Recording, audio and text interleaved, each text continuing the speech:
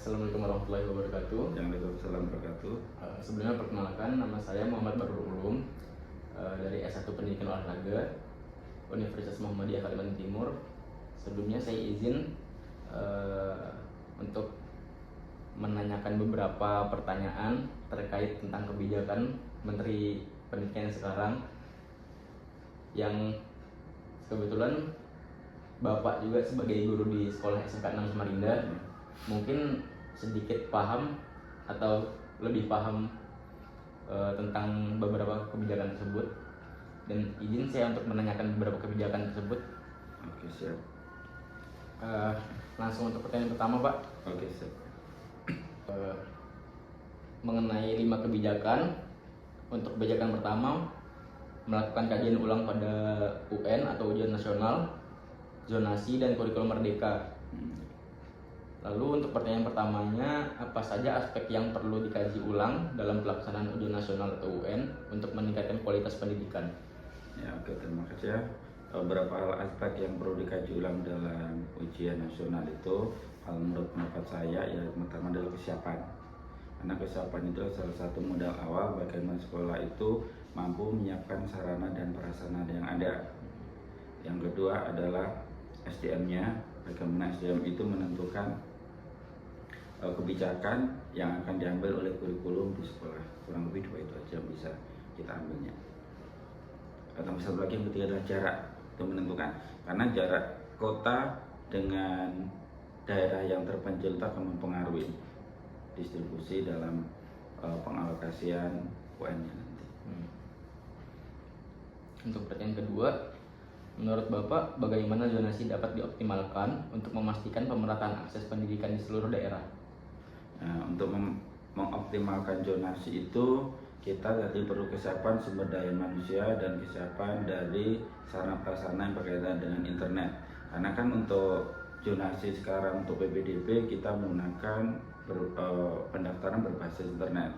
Karena tidak semua orang itu bisa pahami bagian internet, maka yang paling utama adalah sosialisasi dulu tentang bagaimana penggunaan aplikasi itu supaya zonasi itu bisa berjalan lancar di berbagai daerah yang ada.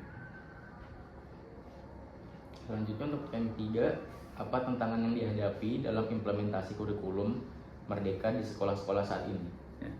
Tantangan yang dihadapi kurikulum di sekolah ini karena kemarin kita menggunakan K13 yang awalnya adalah KTSP, maka perubahan kurikulum merdeka ini membuat beberapa teman ini mengalami kendala karena mereka harus update keilmuan juga, mereka harus mengikuti pelatihan yang biasanya dia kurang begitu aktif menggunakan laptop, maka dia aktif dalam menggunakan laptop untuk menyelesaikan hal-hal yang berkaitan dengan kurikulum mereka. Karena kita sebagai guru, kita menyelesaikan salah satu aplikasi PMM, salah satunya seperti itu. Maka wajib guru sekarang itu maupun senior junior wajib tahu dan gaptek teknologi seperti itu. Berarti balik lagi ke sosialisasi tadi? Ya, sosialisasi untuk menyikapi. Makanya kita sebagai guru banyak mungkin pelatihan, baik pelatihan mandiri maupun ikut di PMM-nya. Lalu pertanyaan keempat, bagaimana sih cara melibatkan guru dan orang tua dalam proses kajian ulang UN dan kurikulum merdeka? Nah, untuk melibatkan orang tua itu kita perlu, biasanya kami itu ada pemanggilan orang tua, ada sosialisasi lewat komite sekolah, mereka dikumpulkan sama-sama dalam satu tempat untuk penyampaian itu supaya misi dan visi dari ujian nasional itu dapat terrealisasi, dapat tersampaikan ke orang tua yang ada. Biasanya untuk pemanggilan orang tua itu diperlukan waktu tertentu atau waktu sekaligus pembagian rapat gitu?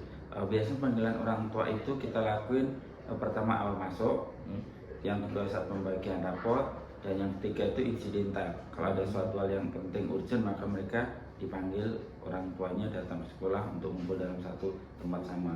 Biasanya kami kalau nggak di lapangan, kalau nggak di ruang pertemuan. Lanjut untuk kebijakan kedua mengenai mengkaji format sekolah unggulan terintegrasi. Pertanyaan pertama, apa kriteria yang harus dipenuhi untuk mendefinisikan sekolah unggul terintegrasi? Sekolah unggul terintegrasi ada salah satu kriteria yang diutamakan adalah kesiapan sekolah dulu.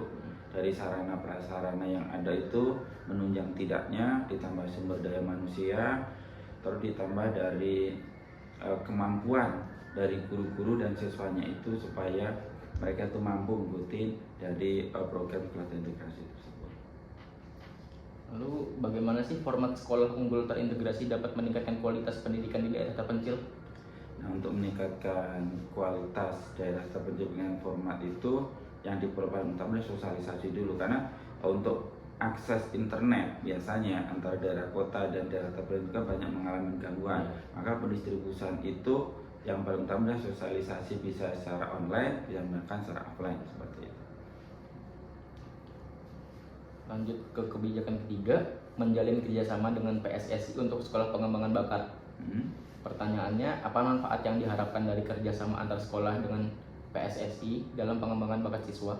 Ya, kebetulan kalau kami di SMK, siswa kami itu banyak main futsal, maka kebijakan atau hal-hal yang dapat diperoleh itu salah satunya adalah siswa bisa menyalurkan bakat minatnya supaya terarah dan teratur dalam proses penyaluran bakatnya itu. Maka banyak yang dapat diperoleh manfaat-manfaat tentang kerjasama dengan PSSI itu. Ya, kalau kami pribadi di SMK mendukung sekali hal itu supaya bisa terrealisasi ke depannya, karena biar menimbulkan bibit-bibit baru dalam persepak bolaan Indonesia. Jadi cara siswa mencari bakat itu sekaligus dengan cara yang terarah gitu ya? Ya, terarah, karena kan ada wadahnya dan ada kerjasamanya lebih mudah.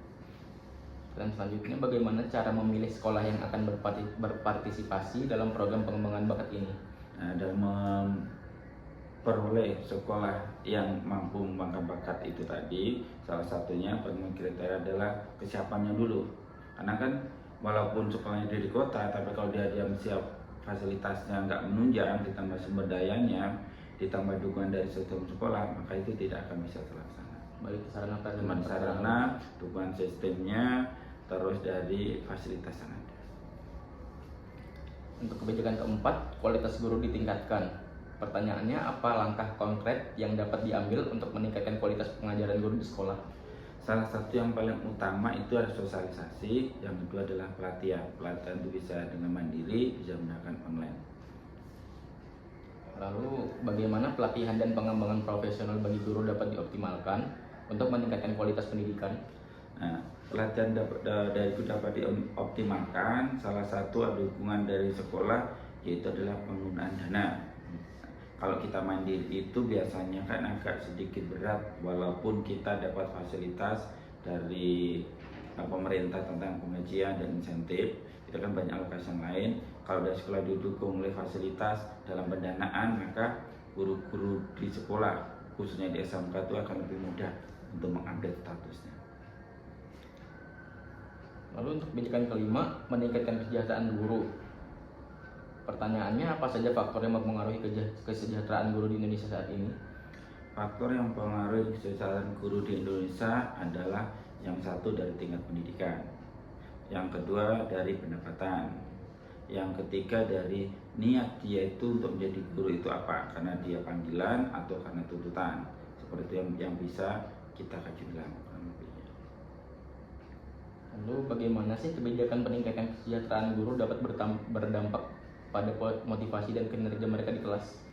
Nah, kebijakan itu salah satunya, kalau untuk kebijakan dari menteri yang baru ini banyak pengurangan administrasi guru yang dibebankan. Kalau kemarin itu bejibun, sekarang sudah banyak berkurang karena ada pemangkasan yang lebih ringkas, seperti dalam PMM tadi sudah banyak pemangkasan yang dikurangi juga, serta dalam pengaplikasian administrasi sudah banyak berkurang, nggak seperti tahun kemarin. Jika itu terrealisasi, maka beban ngajar guru di sekolah itu semakin berkurang. Itu dapat meningkatkannya, ditambah dengan sekarang itu peningkatan pendapatan, karena infonya itu adalah tahun-tahun 2025 nanti pendapatan guru akan meningkat berkaitan dengan finansialnya. Kalau itu berpengaruh nggak sih Pak sama peningkatan sumber daya siswanya? Ya, dengan adanya peningkatan itu diharapkan guru bisa update status dalam hal keilmuannya. Habis itu yang kedua, administrasi berkurang, maka kelonggaran waktu itu akan lebih banyak, sehingga kan dapat mudah mengajarkan keilmuannya kepada siswa, mentransfer ilmunya. Ditambah lagi tadi kan pendapatan semakin meningkat, maka lebih mudah untuk dia itu mengupgrade statusnya. Lalu untuk pertanyaan terakhir Pak, apa langkah-langkah yang dapat diambil untuk memastikan bahwa kesejahteraan guru menjadi prioritas dalam kebijakan pendidikan? Langkah yang bisa diambil salah satunya adalah tadi itu pengurangan administrasi. Guru itu akan berdampak banyak pada kinerja guru juga, beban guru juga akan berkurang juga. Yang kedua adalah di situ bisa diambil lagi seperti pendapatan guru tadi, karena peningkatan itu semakin meningkat maka guru itu akan semakin lancar dalam proses pengajarannya, karena kan distribusi akomodasi juga transportasi kan semakin mudah karena keuangan sedang meningkat seperti itu. Berarti semua itu berpengaruh pada kualitas peningkatan kualitas sekolah juga berarti? Ya, peningkatan kualitas sekolah akan berdampak signifikan. Yang biasanya itu gajinya itu 2 juta, ini tambah 2,5. Berarti kan ada safety untuk 500 tadi bisa untuk beli buku juga kan, bisa untuk mengupdate status dia ikut ke pelatihan mandiri kan tadi juga bisa dia. Jadi sekian pertanyaan saya Pak. Terima kasih atas waktunya. Oke, siap. Saya pamit undur diri. Oke. Assalamualaikum warahmatullahi wabarakatuh. Ya, Waalaikumsalam warahmatullahi wabarakatuh.